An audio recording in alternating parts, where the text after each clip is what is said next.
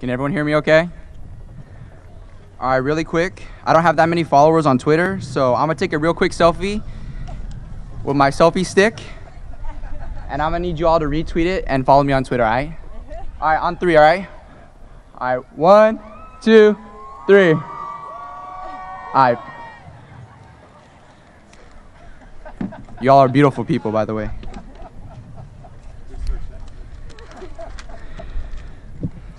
Good evening, graduates, parents, faculty, and honored guests.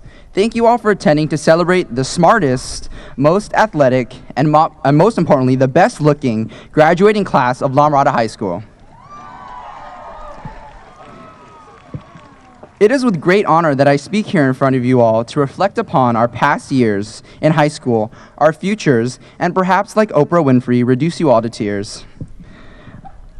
I am beyond grateful to have had such a great 4 years spent with you all, and I'm excited for what the future holds. Looking out into the crowd, I see many familiar faces, some that I did not get to know too well, and some that I got to know too well, to the point where I had your mom's cell number, just in case she needed to find you in the middle of the night. Now, I know what some of you guys are thinking. This guy is our valedictorian? Yeah, despite my loud, boisterous, sometimes excessive joking during class, somewhere deep, deep, deep down inside, right next to the time I spend watching Keeping Up with the Kardashians, shopping for shoes, and getting gains in the gym with my swole mate, I spend time studying. You'd be surprised by my motivation to do so well. I remember freshman year like it was yesterday, with my parents telling me on the first day of school, "Brandon, don't forget, girls love nerds. You'll get all the girls if you're smart."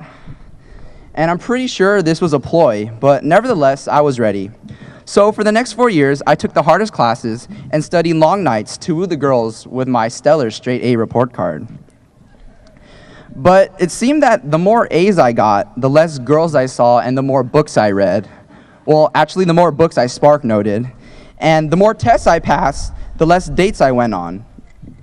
But standing up here today, I realize my parents just told me that as a motivator to work hard and to achieve my goals.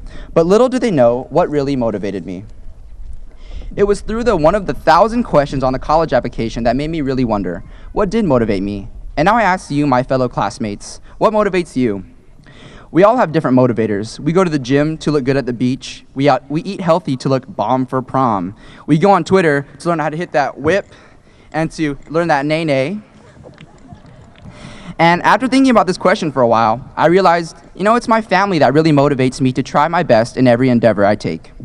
It's the sacrifices my grandparents have made immigrating to America from Hong Kong and the Philippines to give their kids and their grandkids better lives. To taking on jobs as a chef, bookkeeper, janitor, and seamstress just to keep food on the table. To risking their life in the Navy in order to keep their family fed. To not having a car and taking the bus or walking miles to work every day and every night. To having to share a one-bedroom apartment with their 8 siblings because that's all they could afford.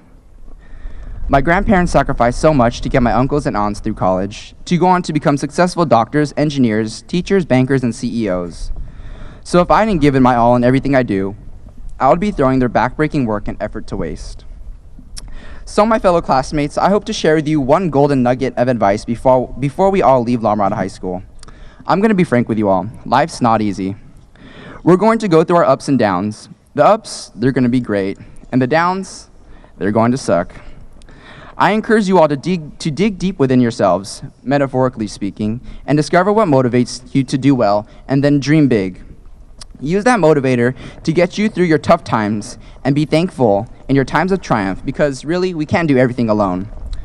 Personally, I'd like to thank some people. The ladies in the front office, thank you for never questioning why I check myself out of school so much. My counselor, Miss Nguyen, for helping me in every possible way. Some of my teachers, Mr. Costa, whose homework contributed to all the girlfriends I've never had. Mr. Drury, Miss Wood, and Miss White for teaching me that if an author says that a table was blue, it was blue because clearly blue is a symbol for a speaker's feelings, and not because the table was simply just painted blue. My Spanish teacher, Miss Comley, for teaching this Asian kid some quality Espanol.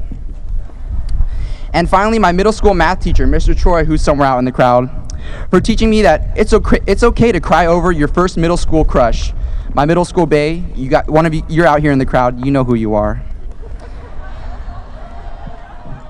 And for teaching me that 6th grade math, it can sometimes be harder than calculus.